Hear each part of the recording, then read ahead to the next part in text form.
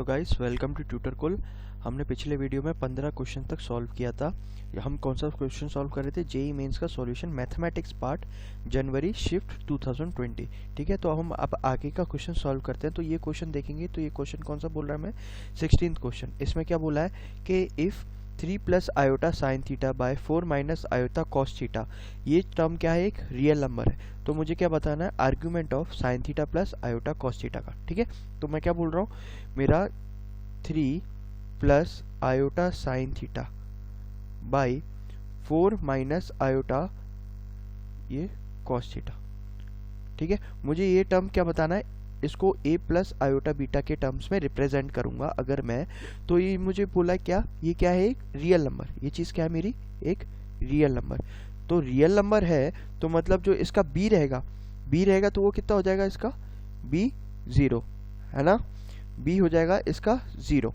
तो मैं अगर इस चीज़ की बात करूं, ये चीज़ है मेरा a plus iota beta, b कितना है मेरा? 0। ठीक है, तो मैं इस चीज़ को पहले तो a प्लस आयोटा b के फॉर्म में रिप्रेजेंट करने की कोशिश करता हूँ। तो कैसे कर सकता हूँ? इधर 3 प्लस आयोटा साइन थीटा है और नीचे कितना है मेरा? 4 माइनस आयोटा कॉस थीटा। इस चीज़ को क्या करता हूँ मैं? 4 प्लस आयोटा कॉस थीटा से मल्टीप्लाई कर देता हूँ और ऊपर भी 4 प्लस आयोटा कॉस थीटा से मल्टीप्लाई कर देता हूँ। तो देखो नीचे जो ये बन रहा है ये मेरा a minus B into A plus B बन रहा है। तो a minus B into A plus B क्या लिख सकता हूँ मैं? A square minus B square. लेकिन b में मेरा यहाँ पे क्या है? आयोटा रहेगा, आयोटा इधर रहेगा, आयोटा इधर रहेगा, तो आयोटा स्क्वायर कितना हो जाएगा? -1। तो जो a square minus B square रहेगा उसको मैं क्या लिख सकता हूँ? 4 स्क्वायर। ठीक है, लेकिन आयोटा स्क्वायर मेरा कितना रहेगा? -1। तो वो माइनस इंटू माइनस क्या बन जाएगा? प्लस। तो यहाँ पे क्या बन जाएगा? ये 4 square plus cos square theta. ठीक है, और ऊपर मेरा क्या रहेगा? मेरा ऊपर रहेगा 3 प्लस आयोटा साइन थीटा और इधर ये क्या रहेगा? 4 प्लस आयोटा कॉस थीटा। ठीक है, अब इसका मैं ब्रैकेट खोल सकता हूँ। इसका ब्रैकेट खोलूंगा तो ये कितना बन जाएगा? 3 इंटू 4 12 और plus iota sine theta into iota cos theta, ये कितना रहेगा? Minus sine theta cos theta plus iota वाले टर्म्स कितने आएंगे मेरे? साइन थीटा इंटू 4 और इधर से कॉस थीटा इंटू 3। तो मैं क्या कर सकता हूँ? उसको मैं जो रियल वाला पार्ट है उसको अलग अलग कर सकता हूँ और आयोटा कॉमन लेके आयोटा वाला पार्ट है उसको क्या कर सकता हूँ? मैं अलग अलग लिख सकता हूँ, है ना। तो इसको मैं अलग अलग कैसे? अगर मैं क्या बता रहा हूँ, मुझे जो इसमें रियल वाला पार्ट है वो क्या रहेगा? वो सिर्फ वही चीज़ रहेगा, लेकिन जो इमेजिनरी पार्ट रहेगा वो क्या रहना चाहिए? 0। तो मैं क्या बोल सकता हूँ? b कितना रहना चाहिए मेरा? 0। तो इसमें जो इमेजिनरी पार्ट है वो कितना आएगा मेरा? वो आएगा 3, यहाँ से 3 इंटू कॉस थीटा। आयोटा के सामने क्या रहता? कॉस थीटा, तो 3 कॉस थीटा और इधर से कितना आएगा? आयोटा साइन थीटा इधर है, 4 इधर है, तो 4 sine theta plus 4 sine theta और नीचे ये चीज़ हर चीज़ से मल्टीप्लाई कर रही है तो ये नीचे ये रहेगा। तो ये क्या रहेगा आपका? 16 प्लस कॉस स्क्वायर थीटा। ठीक है, ये चीज़ क्या होनी चाहिए मेरी? 0, है ना, क्योंकि मेरा b कितना दिया है? इमेजिनरी पार्ट कितना दिया है? 0। तो ये चीज़ क्या होनी चाहिए मेरी? 0। इसको आप कैसे सॉल्व करेंगे? 3 कॉस थीटा तो इधर ले लो, इधर 4 साइन थीटा इधर ले लो। ठीक है, वो क्या हो जाएगा मेरा? क्योंकि ये जो नीचे वाला पार्ट है ये क्या है? ऑलवेज पॉजिटिव, 0 से बड़ा रहेगा, कभी भी 0 नहीं रहेगा। तो इस चीज़ को मैं क्या कर सकता हूँ? नॉट इक्वल टू 0 कॉन्स्टेंट है, इसको हटा सकता हूँ। तो फाइनली मैं क्या बोल सकता हूँ? जो ऊपर वाला पार्ट है वो क्या हो जाएगा? 0। ठीक है, अब यहाँ से मैं टेन थीटा कैसे लिख सकता हूँ? इस चीज़ को मैं इधर ले आऊँगा तो क्या बोल सकता हूँ? -4 साइन थीटा किसके बराबर हो गया? 3 कॉस थीटा के बराबर। तो टेन थीटा कितना हो गया? यहाँ से टेन थीटा कितना हो गया मेरा? -3/4। क्लियर है? अब देखो टेन थीटा की वैल्यू मेरी यहाँ से आ गई और मुझे थीटा का यहाँ पे रेंज कितना दिया हुआ है? थीटा 0 से 2π पे है। थीटा कहाँ से कहाँ तक है? 0 से 2π। ठीक है, तो टेन थीटा अगर -3/4 है तो थीटा की कितनी वैल्यूज आएंगी मेरी? थीटा की 2 वैल्यूज आएंगी। एक तो कौन से क्वाड्रेंट में आएगा? टेन नेगेटिव कहाँ रहता है? टेन नेगेटिव रहता है सेकेंड क्वाड्रेंट में, यहाँ पे ये 2π भी इंक्लूडेड है। तो ठीक है, तो टेन नेगेटिव कहाँ रहता है? टेन नेगेटिव मेरा सेकेंड क्वाड्रेंट में रहता है और कहाँ पे रहता है? फोर्थ क्वाड्रेंट पे। थर्ड क्वाड्रेंट में tan और cot मेरे पॉजिटिव हो जाते हैं क्योंकि साइन और cos दोनों नेगेटिव हो जाते हैं। तो जो मेरा थीटा आएगा वो कौन से? फर्स्ट क्वाड्रेंट में भी नहीं, सेकंड क्वाड्रेंट में रहेगा और कौन से क्वाड्रेंट में रहेगा? फोर्थ क्वाड्रेंट में। ठीक है, तो यहाँ से मेरे थीटा की क्या आ सकती है? 2 वैल्यूज आ सकते हैं। ठीक है, अब देखो लेकिन क्वेश्चन में मुझे फाइंड करने को क्या बोला है? क्वेश्चन में मुझे फाइंड करने को बोला है कि जो sine theta plus iota cos theta. मुझे इसका आर्ग्यूमेंट बताना है, इस चीज़ का क्या बताना है मुझे, आर्ग्यूमेंट। तो इस चीज़ का आर्ग्यूमेंट कैसे निकाल सकता हूँ मैं, इसका आर्ग्यूमेंट का एंगल कैसे निकाल सकता हूँ, tan inverse of b by a होता है। क्या होता है, b बाई ए। b मेरा क्या रहता है, आयोटा के आगे वाला पार्ट, और जो a रहता है वो मेरा रियल पार्ट रहता है। तो b कितना है इसमें, cos थीटा, और a कितना है मेरा, sin थीटा। तो ये क्या बन जाएगा मेरा, tan इनवर्स ऑफ कितना हो गया ये, cot थीटा। क्लियर है, tan इनवर्स ऑफ क्या बन गया मेरा, cot थीटा। अब tan inverse of cot theta को क्या लिख सकता हूँ मैं, अगर cot जो है अंदर का मेरा cot थीटा मेरा अगर tan थीटा -3/4 है तो cot थीटा क्या रहेगा, cot थीटा भी मेरा -4/3 होगा, है ना, -4/3। तो अगर cot नेगेटिव है और मेरा tan यहाँ पे क्या है, tan इनवर्स निकाल रहा हूँ, तो वो कितना हो जाएगा मेरा, ठीक है। तो यहाँ पे जो tan इनवर्स cot थीटा है उसको मैं क्या लिख सकता हूँ, π/2 माइनस थीटा लिख सकता हूँ, ठीक है। अब देखो यहाँ पे जो थीटा, अगर मैं इसे tan थीटा वाले के केस से चलूँ अगर मैं, तो देखो यहाँ से थीटा क्या होगा मेरा, यहाँ से अगर मैं थीटा लेता हूँ तो यहाँ से थीटा tan थीटा क्या है मेरा, नेगेटिव है ना। तो tan इनवर्स यहाँ पे क्या होना चाहिए इसका, माइनस ऑफ tan इनवर्स 3/4, ठीक है। यहाँ पे क्या होना चाहिए, tan इनवर्स ऑफ -3/4, ठीक है। अब देखो अगर ये जो थीटा मेरा यहाँ से इतना आ रहा है, ये tan के फॉर्म में लिख रहा हूँ, तो अगर मैं cot के फॉर्म में लिखूँ तो इसको क्या लिख सकता हूँ मैं, minus of π/2 minus of cot inverse 4/3 लिख सकता हूँ, है ना, ठीक है। अब देखो यहाँ पे थीटा क्या है, cot के टर्म में मैं लिख सकता हूँ π/2 माइनस cot इनवर्स 4/3। यहाँ पे देखो मैंने ये चीज़ cot में कन्वर्ट क्यों की, क्योंकि मुझे अंदर वाला चीज़ इसका पॉजिटिव बनाना था, क्योंकि यहाँ पे मैंने cot थीटा क्या ले रखा है, पॉजिटिव। cot थीटा जो थीटा cot के अंदर जो थीटा ले रखा है पॉजिटिव अगर होगा थीटा, तभी मैं tan inverse of cot theta π/2 minus theta लिख सकता हूँ, क्योंकि ये कंडीशन कब वैलिड है, तब जब थीटा मेरा पॉजिटिव हो। इसलिए मैंने यहाँ पे इस केस में क्या किया, थीटा को पॉजिटिव लिखा है, ताकि मैं ये कंडीशन लगा सकूँ कि tan इनवर्स cot थीटा क्या हो जाए, π/2 माइनस थीटा।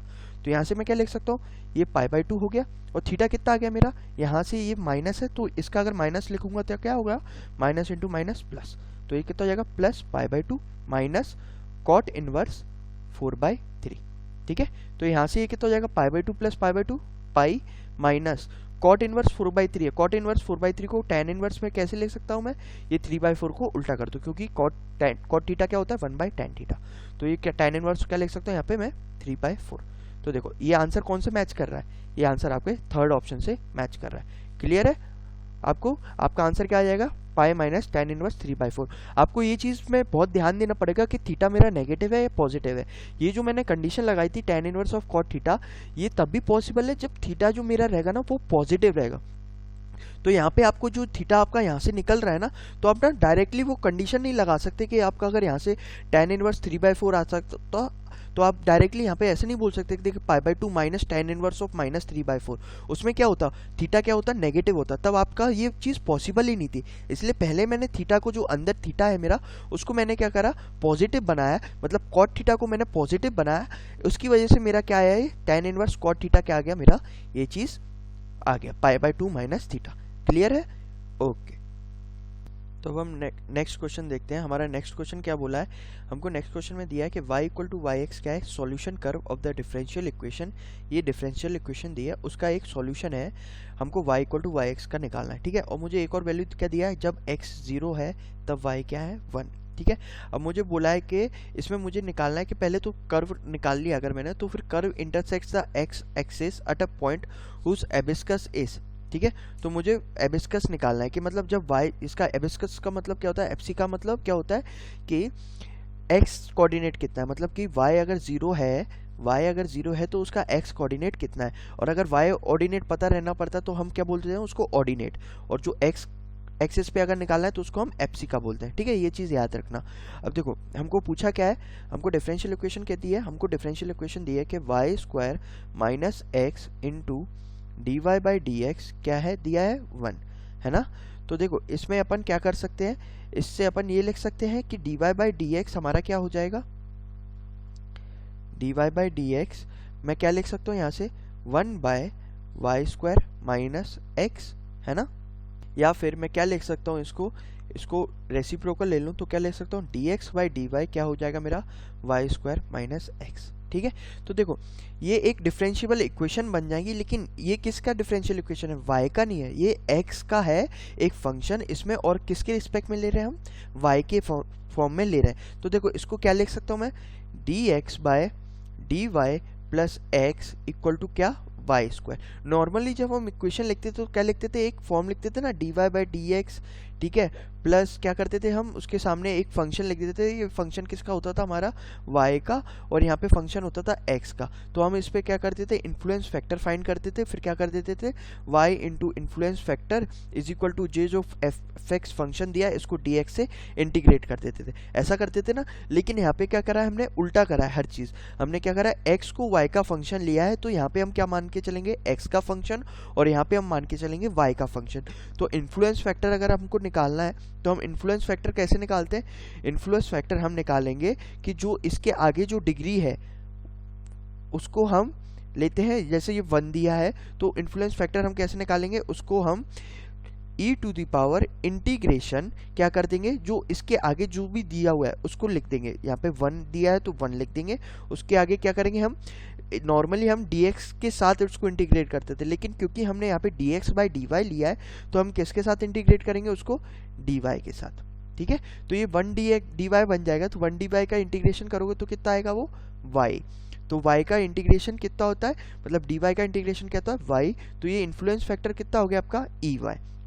ठीक है, तो नॉर्मली जब हम लिखते थे क्या लिखते थे, y into influence factor equal to F X D X लिखते थे ना, लेकिन यहाँ पे x raise to power y दिया है तो हम क्या लिखेंगे, x इंटू इन्फ्लुएंस फैक्टर जो कि कितना है मेरा e to the power y equal to, यहाँ पे y इंटू इन्फ्लुएंस फैक्टर नहीं लिखते थे, जो f ऑफ y है वो लिखते थे, f of y into influence factor. यहाँ पे f ऑफ y के f ऑफ x लेंगे क्योंकि हमने x बाय y का लिया है ना फंक्शन, तो यहाँ पे f ऑफ x कितना है मेरा x, तो यहाँ क्या लिखूंगा, x इंटू इन्फ्लुएंस फैक्टर कितना है क्या मेरा, e to the power y is equal to क्या होगा मेरा, इंटीग्रेशन f ऑफ y कितना है मेरा, यहाँ पे f ऑफ x लेते थे लेकिन यहाँ पे हम x की जगह y लिख रहे हैं तो f ऑफ y कंसिडर करेंगे, तो f ऑफ y कितना हो गया मेरा, y स्क्वायर इंटू क्या, इन्फ्लुएंस फैक्टर कितना है, ई वाई। तो यहाँ पे क्या dx लेंगे या dy लेंगे, पहले लेते थे हम dx, यहाँ पे dx लेते थे, लेकिन हम x और y को उल्टा कर रहे हैं तो यहाँ पे क्या होगा, dy। ठीक है, तो इस चीज़ का इंटीग्रेशन करना पड़ेगा, किसका, y square E Y D Y का।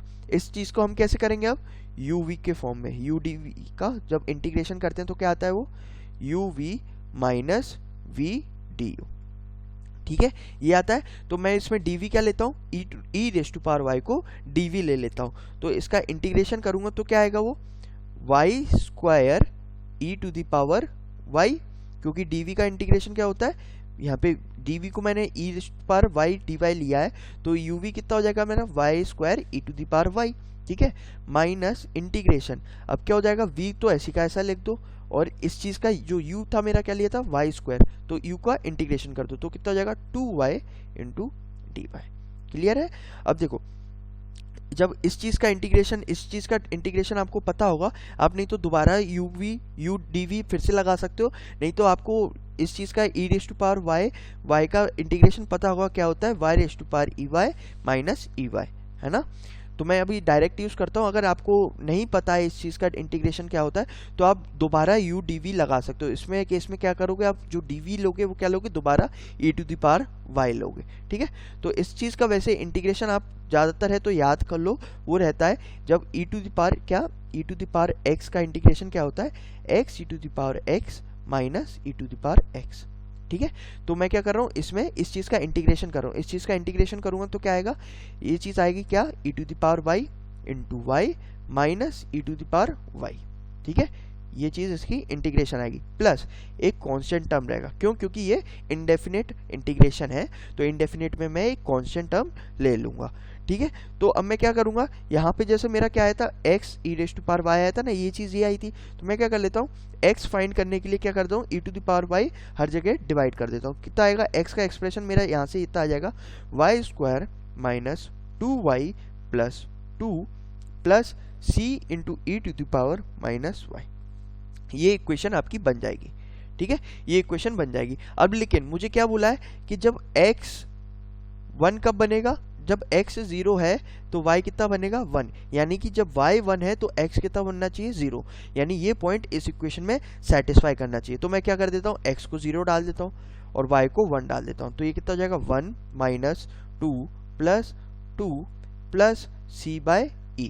तो यहाँ से मैं क्या लिख सकता हूँ, c की वैल्यू निकाल सकता हूँ। ये तो कितना रहेगा -3 इधर होगा तो 3, तो c का वैल्यू कितना हो जाएगा मेरा, c का वैल्यू हो जाएगा मेरा -e।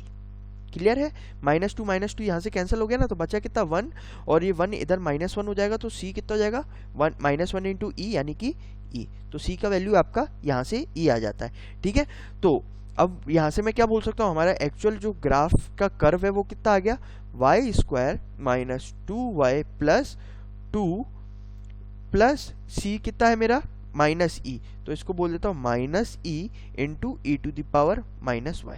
ये आपका क्या आ गया, कर्व की इक्वेशन।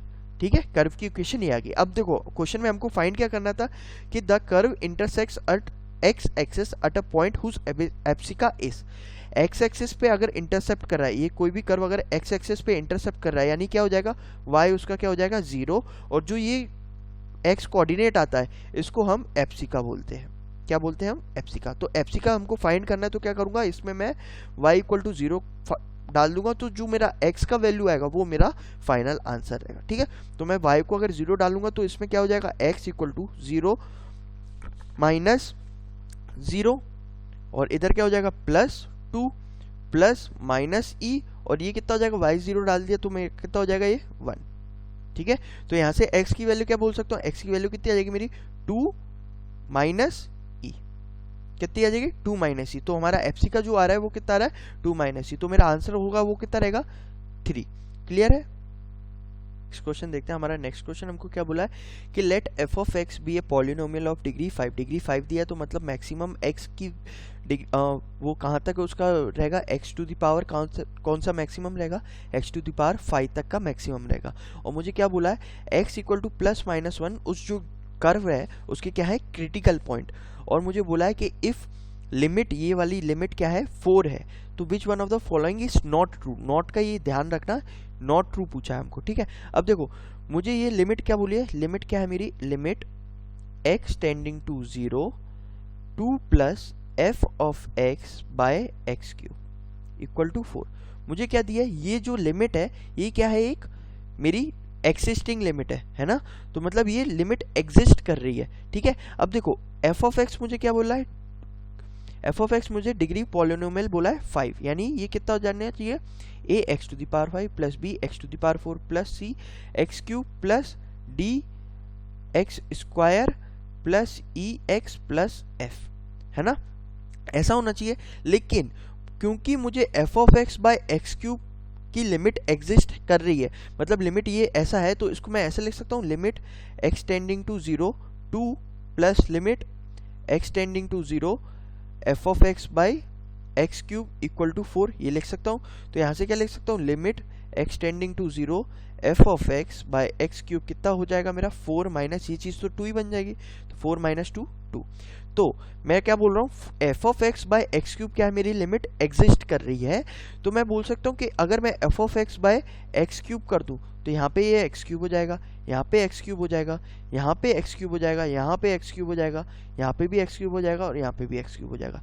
देखो इस पार्ट की पावर क्या आएगी, एक्स स्क्वायर। तो अगर मैं x को 0 डालता हूँ तो ये चीज़ क्या होगी, एग्जिस्ट कर सकती है, क्योंकि 0 भी बन सकती है और कुछ और भी बन सकता है। इसमें भी वही केस होगा, इसमें भी वही केस होगा। लेकिन यहाँ से यहाँ तक के केस में क्या होगा, मेरा x कहाँ पे आएगा, डिनोमिनेटर में एक्स्ट्रा x बचेगा। तो अगर मैं लिमिट x टेंडिंग टू 0 डालूंगा इतने केसेस में, तो वो क्या बनता है मेरा, टेंड किस पे करेगा, इन्फिनिटी को टेंड करेगा, है ना, इन्फिनिटी को टेंड करेगा। तो मतलब ये चीज़ क्या होगी मेरी, मतलब d e और f की वैल्यू क्या होनी चाहिए 0, क्योंकि यहाँ पे लिमिट क्या दिखाया मुझे, लिमिट x क्या कर रहा है, एग्जिस्ट कर रहा है। तो मेरा क्या होना चाहिए, फंक्शन का वैल्यू सिर्फ यहाँ से यहाँ तक ही होना चाहिए, ये पार्ट कितना होना चाहिए, इक्वल टू 0 होना चाहिए। ठीक है, तो मैं क्या बोल सकता हूँ, यहाँ से कंक्लूड क्या कर सकता हूँ, मेरा f ऑफ x क्या होना चाहिए, a x to the power 5 plus b x to the power 4 plus c x to the power 3। ठीक है, तो वो चीज़ मैं इधर सब्स्टिट्यूट कर देता हूँ, तो क्या बोल सकता हूँ, लिमिट x टेंडिंग टू 0 क्या a x to the power 5 plus b x to the power 4 plus c x to the power 3 by X cube कितना होना चाहिए मेरा 2। ठीक है, अब देखो यहाँ से क्या कर देता हूँ मैं, अगर एक्स क्यूब हर जगह से काट देता हूँ तो कितना बचेगा, limit x tending to 0 a x square plus B X plus C equal to 2। ठीक है, अब इसमें 0 डाल देता हूँ तो ये पार्ट तो 0 बन जाएगा, ये पार्ट 0 बन जाएगा, बचा क्या c, तो यहाँ से क्या बोल सकता हूँ c इक्वल टू क्या आ गया मेरा 2। तो c कितना आ गया मेरा 2। तो अब मुझे क्या बताए, एक एक्सप्रेशन आ गया मेरा पोलिनोमियल में, लेकिन मुझे क्या बताना है, b और a भी फाइंड करना है। तो अब b और a फाइंड करने के लिए कोई इन्फॉर्मेशन दी है क्या, मुझे दी है, क्या दी है मुझे कि x equal two plus minus 1 क्या है उसके क्रिटिकल पॉइंट। इसका मतलब अगर मैं f डैश x की बात करूं, f डैश x मेरा यहाँ से क्या लिख सकता हूँ, 5a x to the power 4 plus 4b x to the power cube plus 3c x square, है ना। अब मैं क्या बोल रहा हूँ, जो मेरा f डैश x रहेगा, अगर मुझे x equal two plus minus 1 उसके क्रिटिकल पॉइंट दिए हैं, यानी कि f डैश ऑफ 1 0 है और f डैश ऑफ माइनस 1 भी क्या है 0। अगर f डैश ऑफ 1 और f डैश ऑफ माइनस 1 0 है, यानी कि 1 और माइनस 1 उसके क्या है क्रिटिकल पॉइंट्स हैं। तो इस इक्वेशन से क्या बोल सकता हूँ मैं, इस इक्वेशन से मैं ये बोल सकता हूँ कि f डैश x तो मेरा ऐसा आ गया। ठीक है, अब f डैश x में मुझे क्या करना है, 1 डालना है, 1 डालने पे क्या आना चाहिए उसका 0। अगर मैं इसमें 1 डालूंगा तो ये कितना हो जाएगा मेरा 5a plus 4b plus 3c, है ना, और ये कितना होना चाहिए मेरा 0।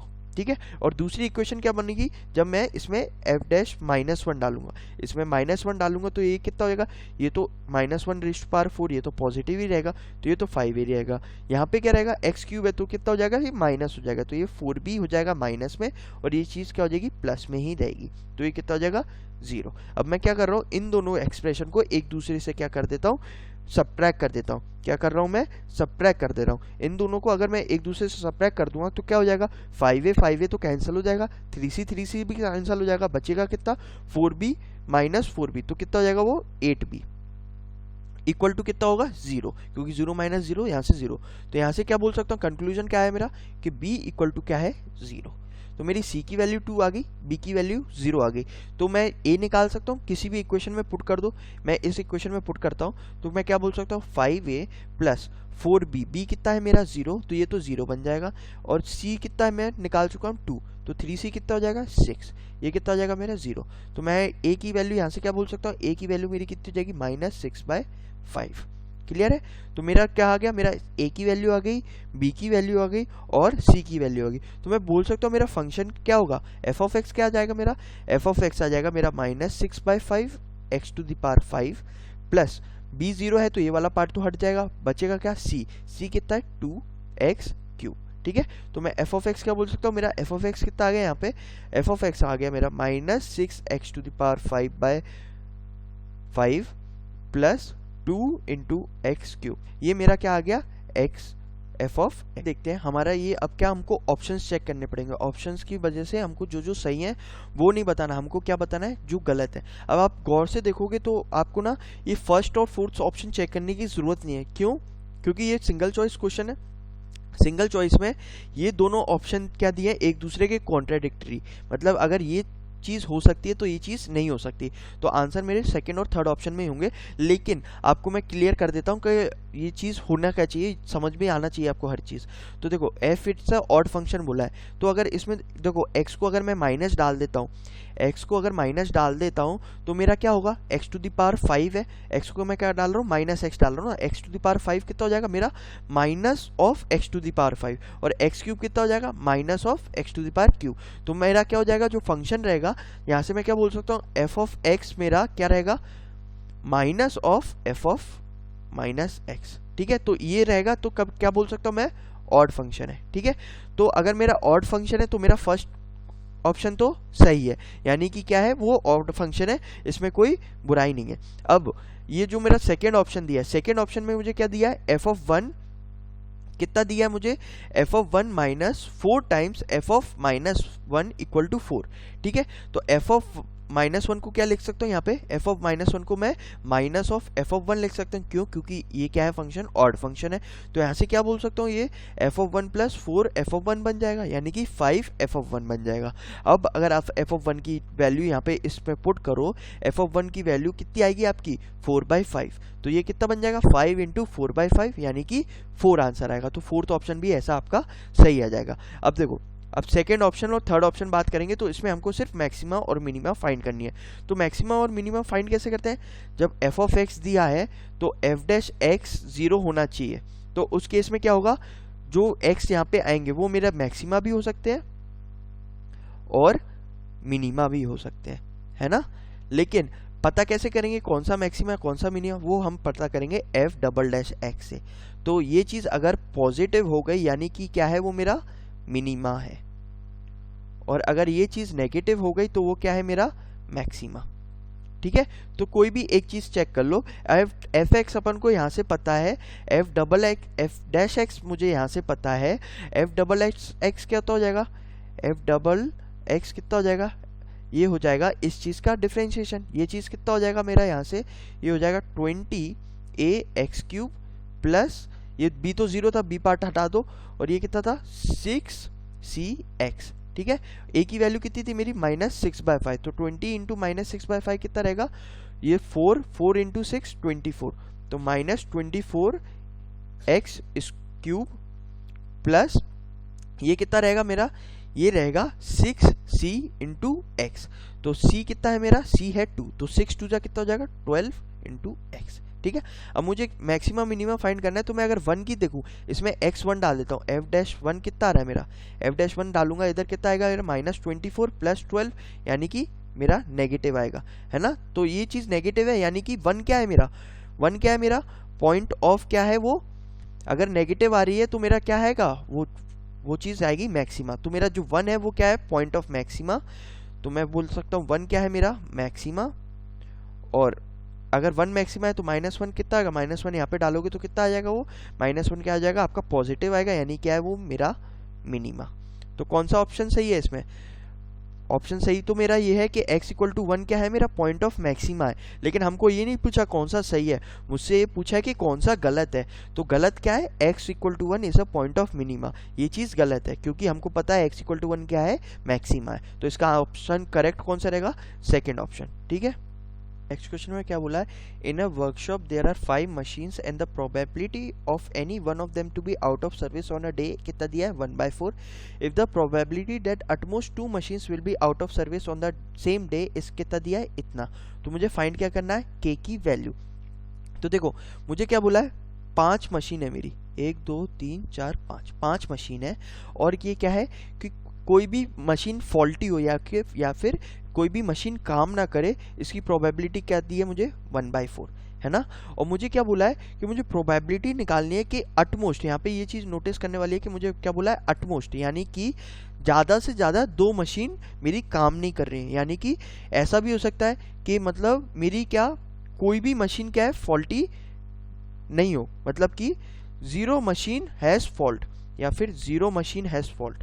एक तो केस हो सकता है मेरा क्या, 0 मशीन हैज़ फॉल्ट। दूसरा केस क्या हो सकता है मेरा, 1 मशीन हैज़ फॉल्ट। और तीसरा केस क्या हो तीसरा केस क्या हो सकता है मेरा, कि एग्जैक्टली 2 मशीन हैज़ फॉल्ट। ठीक है, ये चीज़ क्लियर है कि यहाँ पे हम 3 केस क्यों ले रहे हैं, यहाँ पे 3 केस हम इसलिए ले रहे हैं क्योंकि हमको क्या बोला है, अटमोस्ट 2 मशीन्स बोला है, यानी ज़्यादा से ज़्यादा 2 मशीन, यानी कि मेरे 0 मशीन में भी फॉल्ट हो सकता है, 1 मशीन में भी फॉल्ट हो सकता है, और 2 मशीन में भी फॉल्ट हो सकता है। तो देखो जब एग्जैक्टली 0 मशीन में फॉल्ट है तो मैं क्या बोल सकता हूँ, मेरे फॉल्ट होने की प्रोबेबिलिटी कितनी है, प्रोबेबिलिटी ऑफ फॉल्ट कितनी दी है मेरी, 1/4। यानी कि अगर फॉल्ट नहीं है, प्रोबेबिलिटी ऑफ नॉट फॉल्ट ये कितनी होगी मेरी, 1 - 1/4, यानी कि कितनी हो जाएगा, 3/4। ठीक है, अगर 0 मशीन हैज़ फॉल्ट है तो यानी क्या है, मेरी पांचों की पांचों मशीन में क्या नॉट फॉल्टिंग। तो क्या बोल सकता हूँ मैं, पहली मशीन की प्रोबेबिलिटी कितनी हुई नॉट फॉल्टिंग की, 3/4, दूसरी की 3/4, तीसरी की 3/4, और चौथी की 3/4, और पांचवी की 3/4। तो ये चीज़ क्या हो जाएगी मेरी, 3/4 raised to power 5। ठीक है, अब ऐसे ही हम क्या कर रहे हैं, वन मशीन हैज़ फॉल्ट का निकाल रहे हैं। वन मशीन हैज़ फॉल्ट की अगर निकालूंगा मैं, वन मशीन हैज़ फॉल्ट की क्या बोलूँगा कि पहले तो कितने केस बन सकते हैं कि कोई भी एक मशीन में चुन लूँ। तो क्या कर लेता हूँ, पहले तो मशीन का क्या करना है हम, सिलेक्शन। तो 5 मशीन है, 5 में से एक मशीन कैसे चुन सकता हूँ मैं, 5C1 से, है ना। 5 मशीन से कोई भी एक मशीन चुन रहा हूँ। अब जो मशीन मैंने चुनी है उसकी फॉल्टी होने की क्या है प्रोबेबिलिटी, 1/4, ठीक है। और बाकी की 4 मशीन क्या है, नॉट फॉल्टी। तो मैं क्या बोल सकता हूँ, उनकी प्रोबेबिलिटी कितनी है, 3/4 इंटू 3/4 इंटू 3/4, यानी कि 3/4 तो इसको क्या लिख सकता हूँ मैं, इसको ऐसे भी लिख सकता हूँ कि 5/4 इंटू 3/4 क्या लिख सकता हूँ, 4, ठीक है। अब मैं क्या बोल रहा हूँ, नेक्स्ट केस देखते हैं कि 2 मशीन हैज फॉल्ट, यानी कि 2 मशीन में फॉल्ट है। तो पहले तो क्या कर लेता हूँ, 2 मशीन चुन लेता हूँ। 5 मशीन है, 5 मशीन में से 2 चुन लेता हूँ जिसमें फॉल्ट हो सकता है। तो कितने केस बनेंगे मेरे, 5C2 इंटू जो 2 मशीन में फॉल्ट है, तो एक एक मशीन में फॉल्ट की प्रोबेबिलिटी कितनी है, 1/4 इंटू 1/4। तो ये कितना हो जाएगा, 1/4 का स्क्वायर। और यहाँ पे 3/4 के लिए क्या बोल सकता है, 3 मशीन में क्या है, नॉट फॉल्टी, तो 3/4 तो यहाँ से क्या लिख सकता हूँ, 5C2 है मेरा, 5C2 की अगर वैल्यू बोल लूँ तो कितना हो जाएगा, 5 इंटू 4/2, यानी कि 5 इंटू 2 यानी कि 10। तो ये कितना हो जाएगा, 10/4 स्क्वायर कितना हो जाएगा मेरा, 4 स्क्वायर हो जाएगा 16। और बाकी बचा कितना मेरा, 3/4 तो मेरा 0 मशीन की फॉल्ट है तो उसकी प्रोबेबिलिटी इतनी आई है, 1 मशीन की इतनी आई, 3 मशीन की इतनी आई।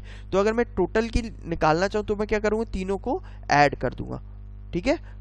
आंसर लेकिन किसके फॉर्म में निकालना है, हमको आंसर बोला है कि 3/4 इंटू के, हमको फाइंड के करना है। तो मैं क्या इसको 3/4 के फॉर्म में कैसे कर सकता हूँ, इसको लिख सकता हूँ 3 इंटू 3 9/16 इंटू 3/4 लिख सकता हूँ। इसको क्या लिख सकता हूँ, 5/4 इंटू 3/4, वो कितना हो जाएगा 15/16 इंटू 3/4 इधर क्या लिख सकता हूँ इसको, 10/16 इंटू 3/4 तो जो मेरा फाइनल प्रोबेबिलिटी निकालनी है वो कितना होगा, ये चीज़ प्लस ये चीज़ प्लस ये चीज़। तो मैं क्या कर सकता हूँ, 3/4 क्या ले लेता हूँ, 3 कॉमन ले लेता हूँ। तो क्या हो जाएगा वो, 9/16 प्लस 15/16 प्लस 10/16, है ना। तो इसको क्या लिख सकता हूँ, 3/4 ये टोटल ऊपर वाला एडिशन को होगा तो कितना आएगा, 34/16। तो इसमें से 2 डिवाइड कर सकता हूँ तो क्या आ जाएगा, 3/4 इंटू 2 डिवाइड कर दूंगा कितना हो जाएगा, ये हो जाएगा मेरा 17 और नीचे कितना बचेगा 8। तो मेरा फाइनल आंसर कितना रहेगा, के की वैल्यू, ये चीज़ मेरा के है के बराबर है, क्योंकि मुझे क्या आंसर इसके फॉर्म में लिखना है। तो दोनों को कंपेयर करूंगा तो के कितना आ जाएगा मेरा, यहाँ से के आ जाएगा मेरा कितना, 17/8। तो मैं कौन सा ऑप्शन सही है, ये ऑप्शन 3 सही है। क्लियर है। नेक्स्ट क्वेश्चन में क्या बोला है कि the tangents drawn from origin to the circle touch it at points A and B, AB square is equal to क्या होगा। तो देखो हम डायग्राम की मदद से देखते हैं कि मुझे क्या दिया है, एक सर्कल दिया हुआ है, ठीक है। और मुझे क्या बोला है, एक पॉइंट है, ये क्या है मेरा ओरिजिन पॉइंट है। वहां से मैं क्या कर रहा हूँ, इस पे ना 2 टेंजेंट बना रहा हूँ। तो एक टेंजेंट मेरी ऐसी बनेगी, एक टेंजेंट मेरी ऐसी बनेगी, ठीक है। किसी भी पॉइंट पे सर्कल पे टेंजेंट बनाएंगे तो कितनी टेंजेंट बनती है, 2। तो मैं क्या बोल रहा हूँ, इस टेंजेंट को पॉइंट को बोल रहा हूँ ए, इस टेंजेंट के पॉइंट को बी बोलता हूँ, और मैं सेंटर को बोल देता हूँ पी, ठीक है। तो मैं क्या कर रहा हूँ, इन दोनों पॉइंट को ज्वाइन कर दे रहा हूँ, इन दोनों पॉइंट को क्या कर दे रहा हूँ, ज्वाइन। अब अगर सेंटर से मैं टेंजेंट पे लाइन बनाता हूँ तो वो कितना रहता है मेरा, 90 डिग्री एंगल बनाता है, ये क्लियर है ना। और ये कितना है मेरा, रेडियस है। अब इसको मैं ये क्या कर देता हूँ, इसको पॉइंट ओ बोल देता हूँ, और पी ओ को क्या कर देता हूँ, ज्वाइन। क्या कर दे रहा हूँ मैं, ज्वाइन। इस एंगल को बोल देते हैं थीटा हमारा। तो अगर मैं इस पे, अगर मैं क्या कर रहा हूँ, नीचे की तरफ वर्टिकल लाइन खींचता हूँ, ये मैं हॉरिजॉन्टल मान रहा हूँ, तो वर्टिकल पे अगर लाइन खींचूँ तो ये भी कितना हो जाएगा मेरा, थीटा ही हो जाएगा, क्योंकि ये हो जाएगा 90 माइनस थीटा, ये हो जाएगा फिर 90 माइनस थीटा, यानी कि थीटा। अब देखो पी पॉइंट के कोऑर्डिनेट्स कैसे फाइंड करूंगा मैं, सर्कल का सेंटर, इस चीज की लेंथ कैसे फाइंड करूंगा, सर्कल का रेडियस, और ये ए ओ और ओ बी लेंथ बराबर होंगी। और कैसे फाइंड करूंगा मैं, टेंजेंट की लेंथ। तो देखो सर्कल मेरे का दिया मुझे X square plus Y square minus 8x minus 4y plus 16 equal to 0 दिया है ना। तो अब देखो इसको मैं कैसे कर सकता हूँ, इसको मैं x माइनस समथिंग का होल स्क्वायर बनाना चाहूँ तो क्या बना सकता हूँ, इसको x माइनस 4 का होल स्क्वायर बना सकते हो। क्यों? क्योंकि यहाँ पे मेरा क्या बन रहा है -8x, तो इस ब्रैकेट को खोलूंगा तो कितना आ जाएगा -8x, और y वाले को क्या करूंगा इधर y -2 का होल स्क्वायर बनाऊंगा, है ना। तो उसमें क्या होगा, मेरा -16 इधर आएगा और उनकी वजह से मुझे 16 + 4 इधर करना पड़ेगा, तो 16 - 4 + 2, तो वो कितना बचेगा 4 बचेगा। तो 4 को क्या लिख सकता हूँ मैं 2 स्क्वायर भी लिख सकता हूँ। तो ये कितना हो जाएगा मेरा इक्वेशन ऑफ सर्कल। अगर ये इक्वेशन ऑफ सर्कल है तो मैं बोल सकता हूँ P जो इसका सेंटर है उसके कोऑर्डिनेट्स क्या रहेंगे, उसके कोऑर्डिनेट्स रहेंगे 4, 2। क्या रहेंगे उसके कोऑर्डिनेट्स 4, 2, और जो रेडियस की लेंथ है वो कितनी होगी मेरी, वो कितनी होगी 2। रेडियस की लेंथ कितनी होगी 2। तो मैं ये वाली लेंथ फाइंड कर सकता हूँ, पीओ की लेंथ। पीओ की लेंथ कैसे फाइंड कर सकता हूँ, ये पॉइंट पता है, ये पॉइंट पता है, तो मैं क्या कर देता हूँ x1 - x2 का whole square plus y1 - y2 का होल स्क्वायर का अंडर रूट। तो इसका होल स्क्वायर कितना होगा 16, इसका होल स्क्वायर कितना होगा 4, तो 16 + 4 कितना आ जाएगा 20। तो ये चीज़ की लेंथ कितनी हो जाएगी 20 का रूट, यानी कि 2√5। ये कितना हो जाएगा मेरा 2√5। अब ये लेंथ भी निकाल सकता हूँ मैं। ये लेंथ कैसे निकाल सकता हूँ मैं, ये तो 2√5 आ गया मेरा, ये है 2, तो ये पाइथागोरस थ्योरम से मैं इसकी लेंथ निकाल सकता हूँ। कैसे, ये जो 20 आया था ये 20 होगा -4, तो क्या होगा √16, यानी कि ये क्या हो जाएगा मेरा 4। अब मुझे लेंथ क्या निकालनी थी, मुझे निकालनी थी AB, ये वाली लेंथ AB निकालनी थी। तो मैं बोल सकता हूँ कि जो ये वाली चीज़ रहती है और ये वाली चीज़ रहती है, ये क्या इसको AB कॉर्ड को इंटरसेक्ट करती है। तो मैं अगर ये वाला लेंथ निकाल लूँ तो जो AB का लेंथ होगा वो क्या होगा, इस चीज़ का डबल होगा, है ना। तो देखो पहले तो मैं क्या कर लेता हूँ, ये जो थीटा है थीटा की वैल्यू निकाल लेता हूँ। कॉस थीटा अगर मैं निकालूँ तो कॉस थीटा क्या लिख सकता हूँ, कॉस थीटा क्या लिख सकता हूँ यहाँ से, कॉस थीटा मेरा क्या होगा, कॉस थीटा होगा मेरा बेस अपॉन हाइपोटेनस। तो बेस कितना है मेरा 4, हाइपोटेनस कितना है मेरा 2√5, तो कॉस थीटा की वैल्यू कितनी हो जाएगी मेरी 2/√5। ठीक है। अब ये वाले ट्रायंगल में अगर मैं ये वाले ट्रायंगल में देखूं तो ये वाली लेंथ कितनी हो जाएगी, ये तो दिया है 2, ये वाली लेंथ कितनी हो जाएगी 2 cos थीटा। तो अगर मैं AB की लेंथ बोलूं तो वो कितनी हो जाएगी 2 टाइम्स ये वाली पोर्शन की लेंथ। ये वाली पोर्शन की लेंथ कितनी है मेरी 2 cos थीटा। तो AB की लेंथ कितनी हो जाएगी मेरी 4 cos थीटा। तो cos थीटा कितना है मेरा 4 × 2/√5, यानी कि लेंथ कितनी हो जाएगी मेरी AB की 8/√5। लेकिन हमको क्वेश्चन में क्या पूछा, हमको फाइंड करने को क्या बोला, हमको फाइंड करने को बोला AB स्क्वायर। तो वो कितना होगा 8/√5 का होल स्क्वायर, यानी कि 64/5। ठीक है। तो ये आंसर आया हमारा। तो कौन सा ऑप्शन रहेगा, ऑप्शन नंबर 4। तो क्लियर है आप लोगों को, आंसर हमारा कौन सा आएगा, ऑप्शन नंबर 4।